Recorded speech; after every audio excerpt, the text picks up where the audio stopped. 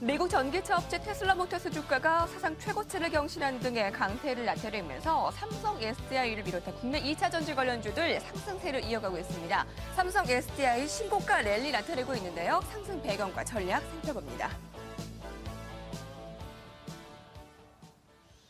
네, 김종현 연구위원 함께합니다. 어서 오십시오. 안녕하십니까? 네, 워낙에 요즘 경제방송에서 삼성 SDI를 빼놓고는 얘기를 할 수 없는 것 같습니다. 이제 2차 전지, 뭐 이런 정부의 정책 기대감, 많은 이슈들이 부각되고 있는데요. 특히 그중에서 삼성 SDI가 부각되고 있는 이유가 뭐라고 보세요?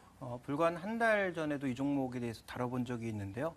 그때도 이제 투자 의견을 결론부터 말씀드리자면 뭐 17만 원 이상권에서는 조금 줄여가는 게 좋지 않겠느냐라는 그런 말씀드렸는데 오늘도 결론적으로는 비슷합니다만 뭐 상승 이유는 다 아시겠지만 실적은 부진했습니다.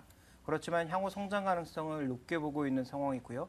단기적으로는 테슬라와의 계약 관계 이런 얘기들이 또 흘러나오고 있는 상황이죠.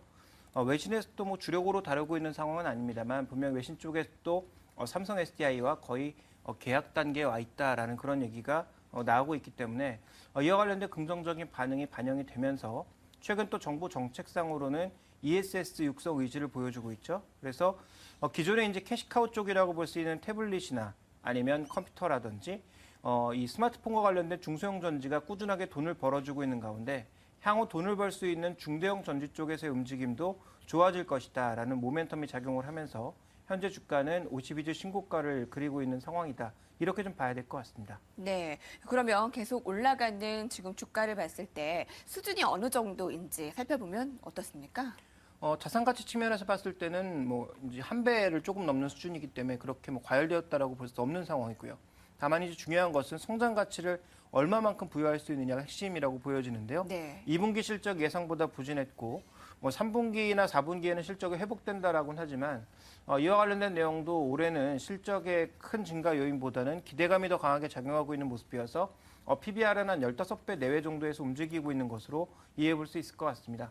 자, 그렇다면 현재 지금 성장성을 고려했을 때는 전혀 비싸지 않다 이렇게 봐야 되겠지만 과연 성장성이 돌아오는 숫자로 돌아오는 시기가 언제인지 또 시장에서 주목하고 있는 테슬라 관련 이슈가 과연 언제쯤 표면화될 것인지 이 두 가지가 단기적으로는 굉장히 중요한 이슈라고 보고 있습니다.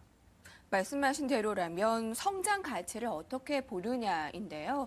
삼성증권에서는 지금 이런 실적이 아직까지 뒷받침되지 않는 이상 실적에 대한 시차가 있을 것이다. 공급 가능성은 열려 있지만 부품이 채택되더라도 또 양산 채용까지 시간이 걸리고 그렇기 때문에 조금 더 좀 여유가 필요하겠다라는 의견을 내놨는데요. 그리고 실제 고객사들의 또 판매 추이가 더 중요하겠고요.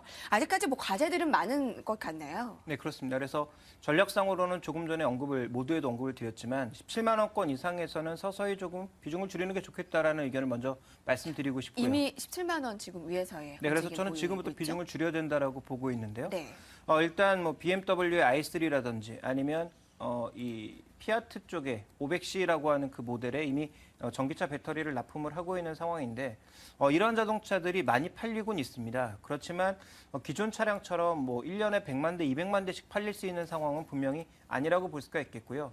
테슬라 같은 경우에도 실제로 X 모델이 내년 4월 정도 런칭을 생각을 하고 있는데 이 모델이 상대적으로 가격이 낮아서 대중화에 그 발을 뻗칠 수 있는 그런 중요한 요인이라고 하지만 각 국가별로 나타나고 있는 그 전체적인 인프라 측면을 살펴보게 되면 아직도 인프라가 제대로 갖춰지지 않은 나라가 대부분이다. 이렇게 봐야 되겠죠. 그렇다면 뭐 삼성증권의 지적대로 실적은 역시 따라가지 못할 거다. 기대감을 따라가지 못할 거다라는 거죠. 그래서 지금 현재 구간에서부터는 욕심을 더 내서 신규 매수를 하는 그런 전략은 제가 보기엔 좀 위험하다고 볼 수 있을 것 같고요. 기존에 가지고 계셨던 분들은 17만 원권 위에서는 관련된 재료를 보면서 꾸준하게 비중을 조금 줄였다가 장기적인 전략에서는 LG화학과 삼성 SDI에 대한 장기 매수 전략은 네. 유지를 하지만 단기적으로는 최근에 좀 과열됐다. 그래서 관련된 뉴스가 나온다면 오히려 변동성이 커질 가능성이 있고요. 3분기 실적도 시장의 예상치를 크게 뛰어넘을 가능성은 높지 않다. 특히 태블릿에 거는 기대감은 제가 보기에는 조금 오버에 가깝다라고 보고 있기 때문에 삼성 태블릿은 저는 여전히 안 된다라고 생각을 하고 있습니다. 그래서 전체적으로 이제 시장에 있어서 삼성 SDI에 대해서는 17만 원권 위 즉 PBR 한 배 위에서는 서서히 좀 정리를 생각하시는 것이 맞는 전략이다. 이렇게 네. 판단하고 있습니다. 뭐 테슬라의 기대감이나 정말 실적이 가시화가 된다면 그때 한번 또 업데이트 될 그런 상황이 있는 거죠. 아무래도 이제 테슬라는 뭐 체결될 가능성이 높다고 하더라도 실제로 숫자로 들어오는 것이 얼마나 나올지 또 네. 실제 판매량이 얼마나 될지를 좀 더 지켜보시는 것이 아직까지는 유리할 것 같고요. ESS는 조금 더 먼 얘기가 될 것 같습니다. 네. 많은 전략가들이 지금 2차 전지와 관련한 삼성 SDI 얘기를 많이 하니까 여러분들께서 참고하고 대응 전략 세우면 좋을 것 같습니다. 김종효 연구위원이었습니다. 고맙습니다.